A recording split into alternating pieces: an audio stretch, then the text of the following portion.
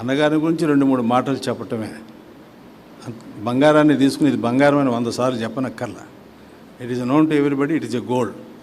So ఆయనకి దేవుని యొక్క సేవకుడిగా ఏదైతే ఉండాలో అవన్నీ ఉన్నాయి. ఆయన అంత గొప్ప సేవకుడు. కాకపోతే మాకు కొంచెం పర్సనల్గా తెలిసినటువంటి వ్యక్తిగతంగా మేము ఆయన ఎరిగాం కాబట్టి ఏదన్నా విషయాలు ఉంటే పంచుకుందాం, ఆఖరి క్షణాల్లో ఏం జరిగింది అని మీతో చెప్పాలి అన్నటువంటి ఉద్దేశంతో వచ్చాను. అక్కడ వైజాగ్ మేము ఇన్వైట్ చేసినప్పుడు ఎప్పుడు ఇన్వైట్ చేసినా ఆయన పరిగెత్తుకుని వచ్చేవాడు. ఆయన మనసు ఎప్పుడు ఎట్లాగ ఉండేదంటే పేదవాళ్ల మధ్య పరిచర్య చేయాల, ఉచితంగా వచ్చినటువంటి ఈ యొక్క వాక్యాన్ని ఉచితంగా మనం పంచిపెట్టాలి, ఏదైనా ఇస్తే తీసుకునేవాడు కాదు అన్నటువంటిది ఆయనకి ఎప్పుడు కూడా మనసులో అట్లా ఉండేది. అందుకని అన్న సంగతి ఏమిటి అంటే ఆయన డేట్స్ ఇచ్చేవాడు, ఆ ప్రకారంగా ఫాలో అప్ అయ్యి తీసుకొచ్చి ఉండేవాళ్ళం. ఈ సంవత్సరం ఆయన మాతో పాటు ఉండటానికి దరిదాపుకు 4-5 డేస్ ఆయన ఇష్టపడ్డాడు. ఆయన 4-5 డేస్ ఉండటానికి ఇష్టపడిన తర్వాత ఆయనకి ఏ రోజుకి ఆ రోజు ప్రోగ్రాం ఎక్కడెక్కడ అనేటువంటిది ఆయనకి అరేంజ్ చేశాం. ఆయనతో పాటు ఆయన రిసీవ్ చేసుకునే దగ్గర నుంచి నేను ఇందాకే అనుకున్నాను, ఎయిర్పోర్ట్ నుంచి వచ్చేటప్పుడు అరే ఆయన్ని మనం తీసుకొచ్చినప్పుడు ఆ గేట్లో నుంచి తీసుకొచ్చాం, మంచి హ్యాపీగా ఉంది ముఖం. ఇప్పుడు పంపించేటప్పుడు కార్గో టెర్మినల్ గుండా పంపుతున్నాను నేనే అని చాలా బాధ వేసింది. మనం ఏం చేసుకోగలం, ఏం చెప్పగలం? దేవునికి ఏర్పాటు అట్లా ఉంది. అంటే తలంపు ఏమిటంటే ప్రియమైనటువంటి వాళ్ళారా, మా దగ్గర ఉన్నటువంటి రోజులు ఆయన సమయాన్ని పోనివల. ఆయన 4 వాక్యాలు పట్టుకున్నాడు. ఆ 4 వాక్యాలతో 4 రోజులు ఎక్కడికి వెళ్ళినా కానీ ఆ యొక్క వాక్యాల్లో ఉన్నటువంటి మర్మాలే చెప్తూ ఉండేవాడు. నేను ఎక్కువ సమయం తీసుకోను అలాగని అనుకోకండి. ఆయన చెప్పినటువంటి యొక్క 4 వాక్యాలు చెప్పాలా. ఆయన చెప్పినటువంటి యొక్క 4 వాక్యాలు అవే తీసుకున్నాడు.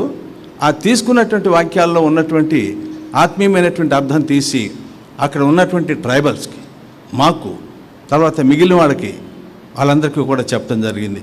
ఆ 4 వాక్యాలు చదువుతాను, దయచేసి గమనించండి. తెస్సలోనికీయులకు రాసినటువంటి మొదటి పత్రిక 5వ అధ్యాయం, తెస్సలోనికీయులకు రాసినటువంటి మొదటి పత్రిక 26వ వచనంలో ఇట్లాగ రాయబడి ఉంది. అదే ఆయన చెప్పేవాడు, మిమ్మల్ని పిలిచిన వాడు నమ్మకమైన వాడు గనుక అలాగున చేయను. మనల్ని పిలిచింది దేవాది దేవుడు. ఆయన నమ్మకమైనటువంటి పిలుపుతో పిలిచాడు గనుక ఆయన అలాగ చేస్తాడు. ఆయన నమ్మకత్వాన్ని రుజువు చేసుకుంటాడు అన్నటువంటిది ఒక తలంపు తీసుకున్నాడు. రెండవ తలంపు ఎక్కడ తీసుకున్నాడంటే యోహాను సువార్త 14వ అధ్యాయం, యోహాను సువార్త 14వ అధ్యాయం మొదటి 2 వచనాలు. యోహాను సువార్త 14వ అధ్యాయం మొదటి 2 వచనాలు. మీ హృదయం, ఎందుకని ఆయనకి ఆయన నోటమ్మటి ఈ మాటలు వస్తున్నాయో అర్థం కాల. మీ హృదయములను కలవరపడనీయకుడి, దేవుని యందు విశ్వాసం ఉంచుచున్నారు, నా యందు కూడా విశ్వాసం మీరు ఉంచండి. నా తండ్రి ఇంట అనేక నివాసములు కలవు, మిమ్మల్ని పిలిచిన వాడు నమ్మకస్తుడు అని చెప్పటానికి దీన్ని లింక్ చేశాడు. ఏమంటాడు ఇక్కడ? నా తండ్రి ఇంట అనేక నివాసములు కలవు, లేని ఎడల మీతో చెప్పుదును, మీకు స్థలము సిద్ధపరచి వెళ్ళుచున్నాను. నేను వస్తానన్న మాటకి ప్రూఫ్ ఇది చూపించాడు. నేను వెళ్ళి మీకు స్థలం సిద్ధపరిచిన ఎడల నేనుండు స్థలంలో మీరును ఉండులాగున మరలా వచ్చి నా వద్ద ఉండుటకు మిమ్మను తీసుకొని పోవదును. ఎటువంటి బంగారం, బరువైనటువంటి మాటలండి. 3వ తలంపు ఏం తీసుకున్నాడంటే మొదటి యోహాను 3వ అధ్యాయం 2వ వచనం చదువుతాను చూడండి. 1 John 3rd chapter 2nd verse. ప్రియులారా, ఇప్పుడు మనము దేవుని పిల్లలమై ఉన్నాము, మనం ఇక ఏమవుదుమో అది ఇంకా ప్రత్యక్షపరచబడలేదు, కానీ ఆయన ప్రత్యక్షమైనప్పుడు ఆయన ఉన్నట్లుగానే ఆయనను చూతుము గనుక ఆయనను పోలియుందుము. చూసారా? తర్వాత ఇంకొక నెక్స్ట్ వర్స్ ఏం తీసుకున్నాడంటే యోహాను సువార్త 17లో 4వ వచనం, Johne's gospel 17th chapter 4th verse. చేయుటకు నీవు నాకు ఇచ్చినటువంటి పని నేను సంపూర్ణముగా నెరవేర్చి భూమి మీద నిన్ను మహిమపరిచితిని. యేసుప్రభు చెప్పే మాటలు. ఆయన యొక్క ఈ 4 వాక్యాలు తీసుకుని మిమ్మల్ని పిలిచిన వాడు నమ్మకమైన వాడు, ఆయన అట్లాగే చేస్తాడు, నమ్మకత్వాన్ని రుజువు చేసుకుంటాడు. రెండవది, కలవరపడనయ్యకూడి నేను వెళ్ళి మీ కొరకు స్థలం సిద్ధపరిచి వస్తాను, నేను వెళ్ళి మీకు స్థలం సిద్ధపరిచి వచ్చి నేను ఉండేటువంటి చోట్లో మీరు కూడా ఉండులాగన మీ కొరకు తిరిగి నేను వస్తాను. రెండవ మాట. మూడవ మాట, నన్ను పోలి ఇందురు. ఆయనను పోలిన వారముగా ఆయన చూసినప్పుడు. ఇవన్నీ చెప్తూ ఉంటుంటే అక్కడ ఉన్నటువంటి వాళ్ళు, చదువులేని వాళ్ళు ఒక్క శబ్దం చేయలే, నిశ్శబ్దంగా విన్నారు. నిశ్శబ్దంగా అంటే శబ్దం లేకుండా అని అర్థం. అక్కడ అలా కూర్చుని అంత ర్యాప్ట్ సైలెంట్ వాళ్ళందరూ విన్నారు. వాళ్ళందరి యొక్క మనసుల్లో ఆ మాటలు నాటపడ్డాయి. దేవుడు ఆయనకు ఆ గిఫ్ట్ ఇచ్చాడు, ఆ హృదయంలో అట్లాగా నాటపడ్డాయి. కాబట్టి ఈ విధమైనటువంటి తలంపులతో అక్కడ ఉన్నటువంటి సమాజాన్ని దరిదాపు 5 రోజులు ఆయన ఎలాగంటే కదిపేసి వచ్చాడు, వెళ్ళిపోయాడు. ఆయన కదిపేశాడు. కాబట్టి ఆయన వెళ్ళిపోయినటువంటి రోజున అక్కడ ఉన్నటువంటి స్త్రీలందరూ కూడా ఇక ఎలా ఏడ్చారంటే అలా ఏడ్చారు. ఆడవటం తప్ప రైట్ అన్న తీసి పక్కన పెట్టండి, ఎవరికైనా ఉంటుంది భోజనం చేసిన తర్వాత ఇలాగ జరిగింది అంటే. కాబట్టి ఆయన లేడే అన్నటువంటిది చూసి అంత బాగా ఆ విధమైనటువంటి దుఃఖం ఆ విధంగా జరిగింది. ఆ విధమైనటువంటి ఈ తలంపులు మా అందరికీ బోధించిన తర్వాత ఆయన ఒకటి అన్నాడు. యేసు ప్రభు అలాగే చేశాడు, తండ్రిని మహింపరిచాడు. మరి మన సంగతి ఏమిటి? మనం ఒకటి చెప్పుతాం, మరి ఒకటి చేస్తూ ఉంటాం. ఏమిటి దానివల్ల మీరు పొందేది ఏమిటి? దానివల్ల మనం ఒకటి ఎందుకు చెప్పాలా? ఆ చెప్పిన దాని ప్రకారం నడవలేనటువంటి వాడు దాన్ని ఎందుకు చెప్పాలా? మరి చెప్పినటువంటి వాడి దాని ప్రకారం నడవకపోవడానికి కారణం ఏమిటి? ఏదంటే వస్తుంది? నువ్వు రక్షించబడ్డ విధానంలో తప్ప, లేదంటే అక్కడ ఉన్నటువంటి నడిపించే వాళ్ళల్లో తప్పెక్కడిది? అది దేవుని దగ్గర లేదే, ఎందుకు ఈ విధంగా జరుగుతూ ఉంటుంది అని మాకు క్వశ్చన్స్ చేసేవాడు. ఆ విధమైనటువంటి అంటే ఇంకొక మాట కూడా ఎక్కువగా వాడుతూ ఉండేవాడు. మేమందరం ఏంటంటే ఆయన పొయ్యి వెలుగుతూ ఉంటున్నప్పుడు అది కట్టెలన్నీ కాలిపోతే వాటిని ఎగదోస్తారు కదా, మళ్ళీ నిప్పులు రావటానికి ఎగదోయటానికి వస్తాం మేము. అంటే ఒకవేళ మీలో ఉన్నటువంటి మంట ఆరిపోతా కానీ ఉంటే ఆరిపోయేటువంటి మంటని తిరిగి మండబెడటానికి మేము వచ్చాం సేవకులంగా. అది మా పని. 86 సంవత్సరాల్లో ఆయన మాట్లాడుతున్నటువంటి మాటలు, కూర్చోమంటే కూర్చోడు, నిలబడే ఉంటాడు, నిలబడే చెప్తానంటాడు. అంటే ఆ విధమైనటువంటి పరిచర్య మా మధ్యలో చేయటం జరిగింది. అక్కడ ఉన్నటువంటి సమాజం అంతా కూడా ఎంతో మేలు పొందింది. మరి ఆయన పొందినటువంటి మేలుల్ని అంటాడు కదా, యెహోవాను నా ప్రాణమా యెహోవాను సన్నిధించుము, నా అంతరంగం సమస్తమైన పరిశుద్ధనామాన్ని సన్నిధించు. ఆయన చేసినటువంటి ఉపకారంలో దేనిని మరవకండి. ఎట్లా మర్చిపోతాం? మనం తిన్నటువంటి ఉప్పును మర్చిపోతామా? చిన్న ఉప్పు అయినా సరే. కాబట్టి ఆయన చెప్పినటువంటి మాటల్ని మర్చిపోలేము. అది మా వైజాగ్ ఇసుక తోట, మా బ్రాంచెస్లో ఉన్నటువంటి అందరి మనసులో కూడా అట్లా ఒక స్ట్రాంగ్ ముద్ర అంటారు కదా, అందరూ ఒక తీర్మానం ఈ విషయాలు గొప్పగా చెప్పకపోతే నాకు ఎవరు ఏమి ఇచ్చేది లేదు, నాకు కావాల్సింది కూడా ఏమీ లేదు, ఆయన వినటం లేదు, పైన దేవుడు వింటున్నాడు, నా మనసాకి చెప్తూ ఉంటాను. కాబట్టి వైజాగ్లో ఇసుక తోట ట్రైబల్ ఏరియాలో ఉన్నటువంటి చాలా ఇన్కన్వీనియంట్గా వచ్చాడు అక్కడికి రావటం కూడాను.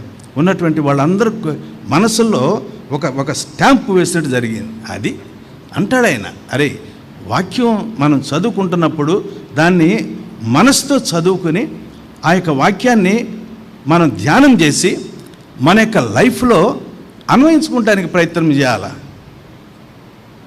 Don't use it for your what you call improve your language. ఎలాగంటే నాలెడ్జ్ ఇంప్రూవ్ చేయడానికి చేయకూడదు. చాలామంది పెద్ద వాళ్ళు ఉంటారు, అట్లా మనం చేయకూడదు. ఒక విశ్వాసిగా, ఒక పిలువబడినటువంటి వాడిగా, దేవునికి ఇంట్లో సేవ చేసేటువంటి వాడిగా ఈ విధమైనటువంటి కట్టుబాట్ల మధ్యలో, ఆత్మీయమైనటువంటి మరి నిర్ణయాల మధ్యలో మనం ప్రవర్తించే వాళ్ళంగా ఉండాలి అని చెప్పాడు. ఈ మాటలన్నీ కూడా ఇంకా ఎన్నో ఉన్నాయి, అవన్నీ కూడా అందరికీ తెలిసిన మాటలే. మాతో మాట్లాడిన మాటలు ఇది.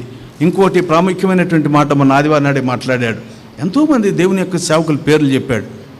అటు భక్త్ సింగ్ గారు దేవుని దగ్గరికి వెళ్ళిపోయాడు. ఈ మాటలు చెప్తూనే వీటినే కదిపిస్తూ ఆయన ఏం చెప్పారంటే, భక్త్ సింగ్ గారు వెళ్ళిపోయారు, ఫిలిప్ గారు వెళ్ళిపోయారు, సిడి బెంజమిన్ గారు వెళ్ళిపోయారు, ఇంకా మరి ఈ విధంగా అమృతరాజు గారు వెళ్ళిపోయారు, చాలామంది వెళ్ళిపోయారు.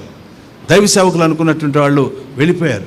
అప్పుడప్పుడు నేను అడుగుతూ ఉండేవాడిని, అన్న పెద్దవాళ్ళకేను పాత రోజుల్లో జరిగిన సేవకేను ఈ రోజుల్లో ఉన్నటువంటి పరిస్థితులకి మధ్యలో నువ్వే కదా లింక్ ఉన్నావు, ఇట్లాగే మాట్లాడేవాడిని అంత ఆప్యాయంగా. నువ్వే కదా ఉన్నావు, 4 కాలాల పాటు ఉంటే ఆయన చేతిలో లేదు, మన చేతిలో లేదు, ఎవరి చేతిలోనూ లేదు. అలాగనే ఆశపడుతున్నప్పుడు ఇట్లా చెప్తావేంటి అన్నట్టుగా ఊరికే అలా చెప్తూ ఉండేవాడు. ఆ విధంగా అందరూ వెళ్ళిపోయారు. ఆఖరికి ఈ పండినటువంటి కాయ రాలక మానదు, పండినటువంటి ఆకు రాలక మానదు. ఏ టైము, ఎప్పుడు, ఎక్కడో నాకు ఇక్కడే జరగవచ్చు. నాకు అదొక ప్రవచనంలాగా మాకు అనిపించింది. ఆయన చెప్పినటువంటి మాట ఒక ప్రవచనంలాగా. ఆ 4 రోజులు ఈ 4 వాక్యాల మీద తిప్పటం ఏమిటి? ఎప్పుడో జరిగిన దాన్నే మనం గుర్తుకు తెచ్చుకుని మా దగ్గర ఈ ఆకు, ఈ పండు ఇక్కడే రాలిపోవచ్చు అని చెప్పటం ఏంటి? కాబట్టి ఇవన్నీ దీంట్లో నేను కల్పించేది కానీ లేకపోతే కొంచెం ఎక్కువ చెప్పేది కానీ నాకు అవసరం లేదు. నేను చెప్పట్లేదు కూడా, జరిగిన విషయాలే అని నేను చెప్పటం ఏంటి? ఇవన్నీ తలుచుకుని అక్కడ ఉన్నటువంటి విశ్వాసులు ఎలాగంటే చాలా అంటే దుఃఖంతో అట్లా ఉండటం జరిగింది. రైట్, ఇది ఇంతవరకే, ఇంతకు మినహాయించి ఇంకేమీ లేదు. రెండవది, ఆ రోజు జరిగిన సంగతి. ఆదివారం వరకు పరిచర్యలు బాగా జరిగినాయి. సోమవారం అయ్యింది. చెప్పాడు సుధాకర్, నేను మా రిలేటివ్స్ కొంతమంది ఉన్నారు, అక్కడికి వెళ్ళాలి. అక్కడికి వెళ్ళి ఈరోజు అక్కడ ఉండి రేపు నేను కర్నూలు వెళ్ళిపోవాలి. ఆయన ప్లాన్ చూడండి. మన ఆలోచనలు ఒకలాగా ఉంటే ఆయన ఆలోచనలు వేరేలాగా ఉన్నాయి. పైన ఆయన ఆలోచనలు నేను అంటే ఆదివారం నాడు అయిపోయింది. సోమవారం నాడు మా రిలేటివ్స్ దగ్గరికి వెళ్ళి ఆ పిల్లల మధ్య కూర్చుని కొంచెం ప్రార్థన చేసి ఆ రోజు నైట్, సోమవారం నైట్ వస్తాను. మంగళవారం అరౌండ్ 1 o'clock ఫ్లైట్ ఉంది కర్నూలుకి నేను వెళ్ళాలి అన్నాడు. సరే, మీరు ఎట్లాగైతే చేయాలనుకుంటారు అట్లా చేయండి, transport arrangements leave it to us అని చెప్పాం. అయిపోయింది. ఆదివారం నాడు సోమవారం నాడు వచ్చాడు. ఇదంతా అయిపోయాక కానీ కొంచెం అరే కాళ్ళు నొప్పులుగా ఉన్నాయి నాయన అంటూ ఉంటాడు.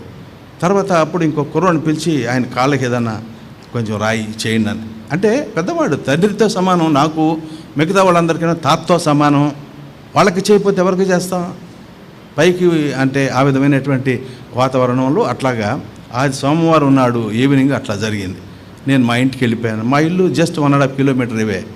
ఇంటికి వెళ్ళిపోయిన తర్వాత అప్పుడు ఆ రోజు నైటు నాకు నిద్ర పట్ల, ఏదో సమ్ కైండ్ ఆఫ్ డిస్టర్బెన్స్. ఆయనకి నిద్ర పట్టలేదట. ఎర్లీ మార్నింగు నాకు కబురు చేశాడు. నాకు కబురు చేస్తే అక్కడ మా ఒక సేవకుని, దైవ సేవకుని అక్కడ పెట్టాను. నాకు 5 గంటలకి ఫోన్ వచ్చింది, మీరు రండి, ఆ అంకుల్ గారికి రాత్రి జ్వరం వచ్చింది అన్నాడు. ఎప్పుడది? మండే నైట్ జ్వరం వచ్చింది అన్నారు. జ్వరం వచ్చింది. సరే, అప్పుడు వచ్చిన తర్వాత అన్నాడు, సుధాకర్ నాకు కొంచెం జ్వరంగా ఉంది, టేక్ కేర్ అన్నాడు. అంటే వెంటనే నేను డాక్టర్ని పిలిచాను. మా మందిరంలో 2 డాక్టర్స్ ఉన్నారు, మెడికల్ డాక్టర్స్, MD వాళ్ళు 20 కూడా. వాళ్ళని పిలిచేటప్పటికి వచ్చారు. వచ్చిన తర్వాత చూశారు, అంకుల్ మీకు ఫీవరే ఉంది అన్నాడు. బ్లడ్ శాంపిల్స్ తీసుకున్నాడు. తీసుకున్న తర్వాత నేను ఇవన్నీ కూడా టెస్ట్ చేయించేసి, ఇదంతా మండే జరిగింది, చేయించేసి మండే కాదు ట్యూస్డే ఎర్లీ మార్నింగ్ చేసిన తర్వాత అవన్నీ తీసుకుని అతనేమో KGH కింగ్ జార్జ్ హాస్పిటల్కి తీసుకుపోయి అక్కడ అన్నీ కూడా రిజల్ట్ అన్నీ తీసుకురావడానికి ఒక డాక్టర్ వెళ్ళాడు. అయిపోయిన తర్వాత మరి ఫీవర్గా ఉంది కదా అని చెప్పేసి ఏదో సమ్ మెడిసిన్ ఏదో వేసుకున్నాడు.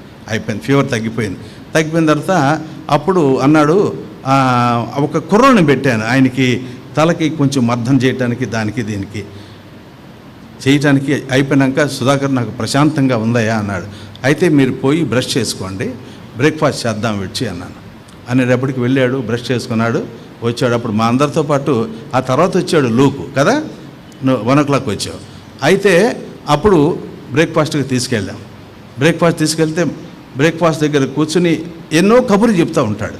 అక్కడ కూర్చొని బ్రేక్ఫాస్ట్ చేశాడు. చేసిన తర్వాత నేను లాజర్ సేన్ గారి పాట ఇది ట్రాన్స్లేట్ చేసి హిందీలో పాడితే ఇంత అందంగా ఉంటుంది, వేరే లాంగ్వేజ్లో పాడితే ఎలాగుంటుందని పాట పాడాడండి. మా మధ్య పాట పాడాడు, 1 2 పాటలు పాడాడు, అన్నీ విన్నాం. అన్న నీకు జ్వరం వదిలిపోయింది, ఇక నీకు ఏం పర్వాలేదు అనుకున్నాం. అన్న తర్వాత నాకు డ్రింక్ ఏమి అక్కర్లేదులే అని చెప్పేసి వెళ్ళిపోయి కాసేపు పడుకున్నా. రాత్రి సరిగ్గా నిద్ర లేదు కదంటే వెళ్ళాడు, పడుకున్నాడు. ఆ తర్వాత అయిపోయింది, లంచ్కి పిలిచాం. అంటే పడుకుంటాడు కానీ నిద్రపోవడం, పడుకుంటూ కూడా పడుకోమంటేనే పడుకుంటాడు. అయితే ఆయన కొంచెం రిలాక్స్ అయిన తర్వాత లంచ్కి తీసుకొచ్చాం. లంచ్ తీసుకున్నాడు. లంచ్ తీసుకున్న తర్వాత మళ్ళీ వెళ్ళి కాసేపు పడుకోమంటే పడుకున్నాడు. అంటే అప్పటి వరకు మంగళవారం విషయాలు ఇవన్నీ కూడా నేను చెప్తున్నది. మంగళవారం ఆ టైం వరకు కూడా ఎక్కడ తేడా కనపడలా. ఎప్పటి వరకు ఆయన లంచ్ చేసేంతవరకు తేడా కనపడలా.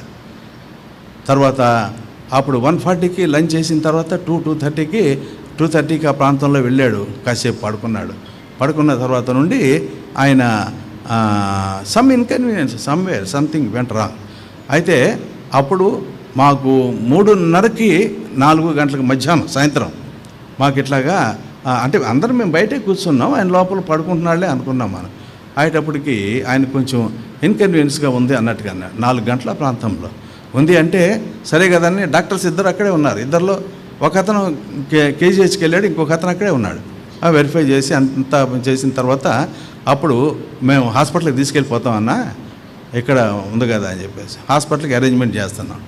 అరేంజ్మెంట్ చేసేటప్పటికి ఆ టైంలో ఆయన అన్నాడు, నేను పోయి వాష్ చేసుకొస్తాను, వాష్రూమ్కి పోయి అన్నాడు. వెళ్ళాడు.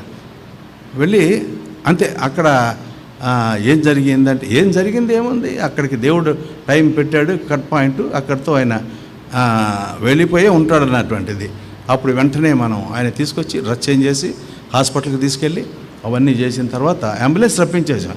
అంబులెన్స్ స్టాండ్ బై పెట్టాం. అక్కడ 2 డాక్టర్లు స్టాండ్ బై, ఆయనకి పరిచయం చేయడానికి ఒక 2-3 కుర్రాళ్ళని స్టాండ్ బై. ఆ విధంగా అది కాకుండా కొంతమంది మా ఎల్డర్స్ అందరం కూడా అక్కడే కూర్చుని ప్రార్థన చేయటం అవన్నీ చేయటం జరిగింది. అప్పుడు హాస్పిటల్కి తీసుకెళ్ళేటప్పటికి around 6 o'clock in the evening Tuesday. అప్పుడు వాళ్ళు అన్నీ చేయాల్సినవన్నీ చేశారు. వాళ్ళ ప్రయత్నాలన్నీ వాళ్ళు చేసిన తర్వాత I think is already gone అన్నారు. సరే ఏం దుఃఖాన్ని మింగుకొని అప్పుడు మందిరాన్ని తీసుకొచ్చి మందిరంలోనే మిగిలిన కార్యక్రమాలన్నీ చేసి ఈ అరేంజ్మెంట్స్ అన్నీ కూడా చేసుకుని అక్కడ ఉన్నటువంటి సమాజం అంతా వచ్చి కూర్చున్న త్రూ అవుట్ నైట్ పాటలు సాక్ష్యాలు ఈ విధమైనటువంటి విధంగా. అంటే మా కళ్ళ ముందు అట్లాగా చేతిలో ఉన్నది జారిపోద్ది అంటారే, అలాగ అయ్యేటప్పటికి మాకు చాలా బాధగా ఉంది. కానీ we will have to accept the will of God. దేవుని యొక్క చిత్తానికి మనం అదేలాగా ఇదేలాగా అని అనటానికి వీల్లేదు కదా, టైం అంతే. ఆ విధంగా చెప్పాడు. అన్న మరి కర్నూలు వెళ్ళాలి, దాని సంగతి ఏంటన్నా. ఆ రోజునే మంగళవారం అది కర్నూలు ప్రోగ్రామ్ క్యాన్సిల్ చేసుకున్నానులే, నేను ఎక్కడి నుంచి తిన్నగా ఢిల్లీ వెళ్ళిపోతాను అన్నాడు. అనేటప్పటికీ థింగ్స్ సో డ్రాస్టికల్లీ చేంజ్. వాళ్ళంటే ఏంటన్నారంటే probably pacemaker whatever he was using went wrong. అంటే అవన్నీ అనుకుంటామే, whatever it may be, it is God's time. ఆ విధంగా మా దగ్గర విస్తృతమైనటువంటి పరిచర్య చేసి అనేక మందిని ప్రోత్సాహపరిచి ఆయన దగ్గరికి ఎలాగంటే కుర్రాళ్ళు వెళ్ళేవాళ్ళు, ఈ వయస్కుల కంటే చిన్నవాళ్లే వెళ్ళి వాళ్ళు ఆయన దగ్గర కూర్చుని హార్మోనియం పట్టుకొని పాట, లేదంటే మరొకటి ఏదైనా మాట, ఏదైనా చిన్న అడ్వైస్.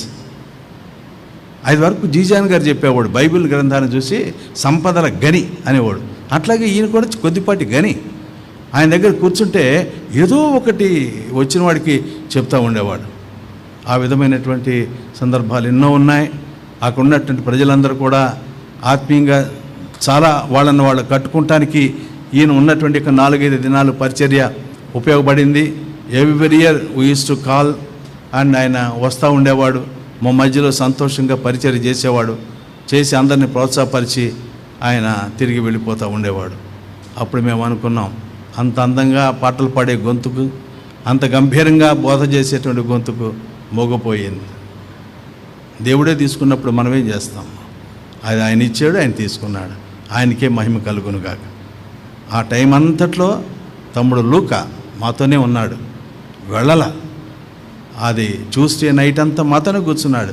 వెన్స్డే ఏంటి కార్యక్రమాలు అయిపోయేంత వరకు మాతోనే ఉన్నాడు. ఈ విధమైనటువంటి పరిస్థితులు గుండా దేవుడు ఆయన్ని తీసుకుని వెళ్ళి ఆయన పరిచర్య ఎంతో విస్తృతంగా చేసుకున్న తర్వాత ఆయన్ని తీసుకుని వెళ్ళాడు. అక్కడ ఉన్నటువంటి ఇంకోటి చెప్పాలా, అక్కడ ట్రైబల్స్ ఒకటి అడిగారు, అంకుల్ గారండి ఆయన ఇంగ్లీష్లో చెప్తాడు కదా, ఆయన ఇంగ్లీష్లో కాకుండా తెలుగులోనే చెప్పాలన్నాడు. నేను అడిగా, అన్నా నువ్వు తెలుగు ఇంగ్లీష్లో చెప్పి ఇంకో ట్రాన్స్లేట్ చేస్తే వాళ్ళకి సరిగ్గా కనెక్టప్ చేసుకోలేకపోతున్నారు, తెలుగులో చెప్పగలవా? నాకు చాలా ఇష్టం అయ్యా, బహు ఇష్టం అన్నాడు. ఈ మాట బహు ఇష్టం అన్నాడు.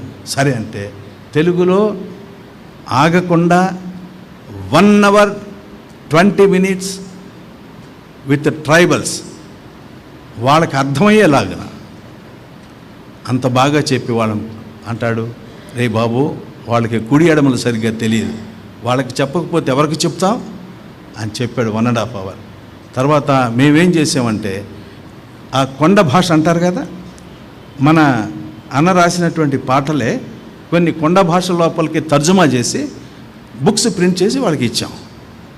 ఆ పాటలు వాళ్ళు కొండ భాషలో వాళ్ళ కంజరి అవన్నీ పట్టుకొని పాడుతూ ఉంటుంటే అన్న మురిసిపోయాడు. ఆ ఏజ్లో భలే పాడారయ్యా, మనకంటే బాగా పాడారు అని మురిసిపోయాడు. సో ఇవన్నీ కూడా సందర్భాలు. ఇంకో చోట ఏదన్నా పని మీద నేను వెళ్ళాలంటే, పరిచర్యకి వెళ్ళాలి ఆదివారం అంటే, నన్ను విడిచిపెట్టి ఎలాగ వెళ్తావు నువ్వు అన్నాడు. లేదులే ఇవాళ ఒక్కరోజు వెళ్ళాను. ఈ విధమైనటువంటి రీతిగా ఆయన మా మధ్యలో పరిచర్య చేసి వెళ్ళిపోవటం అనేటువంటిది మనసుల్లో కొంత బాధాకరంగా దుఃఖంగా ఉన్నప్పటికీ కూడా మేము కూడా దిగమింగుకున్నాం. సరే చేయగలిగింది ఏమీ లేదు, దేవునికి ఏర్పాటు, దేవునికి చిత్తం ఇట్లాగుంటే దానికి మనం ఒప్పుకోవాల్సింది కానీ ఇంకేమీ లేదు అని చెప్పి ఆ యొక్క పరిస్థితులన్నింటినీ కూడా ఆయన మరణం తర్వాత జరగవలసిన వాటన్నిటినీ కూడా మేము చెప్పాం, అయ్యా నీకే ప్రతిష్ఠిస్తూ ఉన్నాం ఈ యొక్క కార్యక్రమాన్ని, నీ యొక్క చిత్తానుసారంగా జరిగించుకో అని చెప్పడం జరిగింది. ఇది పోతే ఇంకోటి ఏంటంటే, ఈయన బ్రదర్ గారికి అన్నగారికి మా ఫాదర్ ఇన్లా, మళ్ళీ చుట్టారకం చెప్పుకున్నాడని అనుకోకండి, మా ఫాదర్ ఇన్లా పాల్వేదం గారు అని చెప్పేసి ఉండేవాడు, retired as a financial adviser and chief accounts officer Vizag కోర్టులో. ఆయన he work in Delhi also, ఆ ఢిల్లీలో కూడా ఆయన ఉన్నారు. అప్పుడు జి శామ్యుయల్ గారు, ఈయన ఫాదర్ ఇన్లా ఇంకా కొంతమంది ఉండేవాళ్ళు. They did what you call tremendous work over there it seems. అవన్నీ ఆయన చెప్పేవాడు. ఫ్యామిలీ ఎలాగ ఉండేది, మీ ఫ్యామిలీ అంతటి గురించి చెప్పేవాడు. మీ ఫ్యామిలీ, శామ్యుయల్ గారి ఫ్యామిలీ, జాన్ గారు వచ్చేవాడు అప్పుడప్పుడు, ఆయన ఫ్యామిలీ, అవన్నీ మేము వింటమే మా ఫాదర్ ఇన్ లా ద్వారా. ఆ విధమైనటువంటిది కూడా మా ఫ్యామిలీలో అదొక పర్సనల్ బాండింగ్. మా మిస్సెస్ ఇప్పటికి కూడా మర్చిపోలేకుండా, she was born and brought up in Delhi, ఇంకా మర్చిపోలేకుండా ఉంది.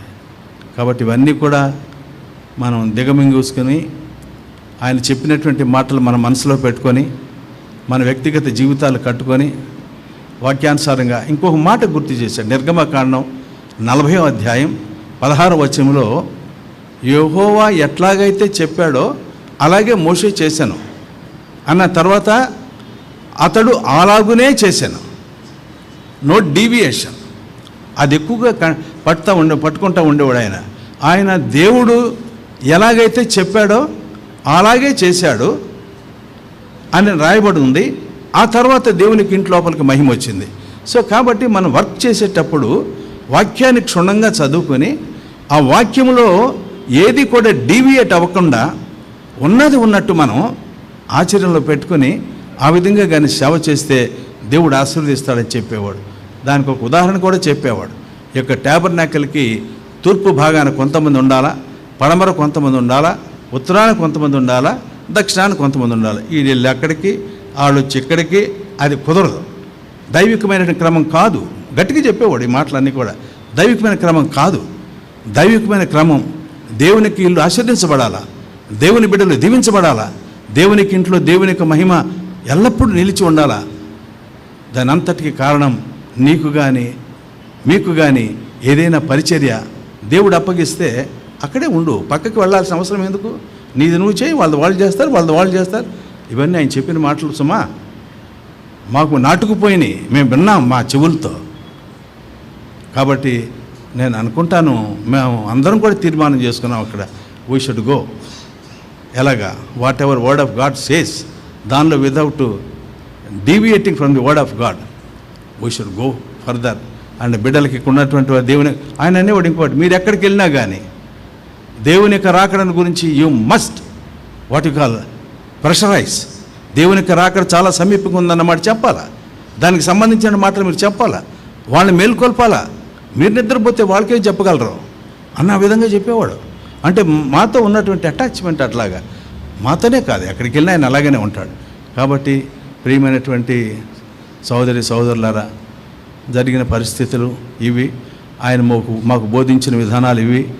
ఆ విధంగా మేము వెళ్ళటానికి విశాఖపట్నంలో ఇసుక తోటలో ఉన్నటువంటి సంఘం తీర్మానాలు చేసుకున్నాం. ఎవరైనా కానీ ఆ విధమైన తీర్మానంలో ఉంటే మనల్ని ఆయన పోలిన వాళ్ళంగా, మొదటి యోహాను 3వ అధ్యాయం 2వ వచనం చెప్పబడిన ప్రకారంగా ఆయన చూడాలి కదా. ఆయన చూసినప్పుడు ఆయన పోలిన వాళ్ళంగానే ఉండాలి అంటే ఇవన్నీ కూడా కలిగి ఉండాలి అన్నటువంటి హెచ్చరికలు ఆయన ద్వారా మేము తీసుకున్నాం. అలాగ మనం కలిగి ఉండే వాళ్ళం ఉంటాం. కాబట్టి మా యొక్క ఇసుక తోట సంఘాన్ని గురించి కూడా ప్రార్థన చేయండి. అక్కడ ఉన్నటువంటి బిలీవర్స్ చాలామంది చదువు తక్కువ వాళ్ళు, కొండల్లో ఉన్నటువంటి వాళ్ళు, వాళ్ళని తక్కువ చూపు, అదొకటి ఆయనకి ఇష్టం ఉండేది కాదు. ఎవరైనా మనం అవతల వాళ్ళని తక్కువ చూపు చూస్తే నువ్వు ఏమనుకుంటున్నావయ్యా, నువ్వు యేసుప్రభు యొక్క రక్తం చేత కడగబడ్డవాడు కదా, నువ్వు కడగబడ్డావు కదా. What is the difference between both of you? Why are you degrading his status? ఎందుకని తక్కువగా చూస్తున్నావు? 10 మంది బిలీవర్స్ వచ్చారు, వాళ్ళకి భోజనం పెట్టి పంపించలేవా? ఏం భోజనం పెడితే నీకేమవుద్ది? డబ్బుల కోసం చూస్తున్నారు. అట్లాగా కావాలంటే నేను ఇస్తాను అన్నాడు ఒక సందర్భంలో. I will sponsor for lunch అంటే ఆయన లోపల ఉన్నటువంటి ఇన్నర్ థాట్స్ అట్లాగా బయట పెడతా ఉన్నాడు. కాబట్టి ప్రార్థన చేయండి మమ్మల్ని గురించి కూడాను. మాకు ఒకసారి అడిగాను, అన్న హెబ్రోన్ కదా, ఎట్లా ప్రార్థన చేయాలి అంటే, you pray only for Hebron, we pray for Hebron. దైవసేవకుడు చేసినటువంటి మోకాళ్ళ మీద ఆ ప్రార్థనకు ఫలితమే హెబ్రోన్. ప్రే ఫర్ హెబ్రోన్. ఎప్పటికీ నేను విడిచిపెట్టలా, పొద్దున్నే లేచినప్పుడు. కాబట్టి మనం ఆ రీతిగా మన ముందుకు వెళ్తే దేవుడు మనల్ని ఆశీర్వదించేవాడు ఉంటాడు. అన్నగారి కుటుంబంలో ఆ విత్తనాలన్నీ నాటబడ్డాయి కాబట్టి వాళ్ళని కూడా దేవుడు, ఒకరికి ఉన్నటువంటి టాలెంటు వాళ్ళ బిడ్డలకు ఉండాలనేటువంటి రూల్ లేదు. అంతకంటే ఎక్కువ ఉండొచ్చు కూడా, తక్కువగా మనం ఇప్పుడు లెక్క పెట్టుకోకూడదు, అంతకంటే ఎక్కువ ఉండొచ్చు కూడా. కాబట్టి ఆ పరిధిలో వాడుకోవాలి, ఆ పరిధిలో చూడాలా. దేవుని చిత్తం అయితే అటువంటి సేవకుడు ఇంకొకడు, ఒక సీనియర్ సేవకుడు మన మధ్యకి రావాలా అన్నటువంటి ఆలోచనతో మన ముందుకు వెళితే దేవుడు మనల్ని ఆశీర్వదించేవాడు ఉంటాడు.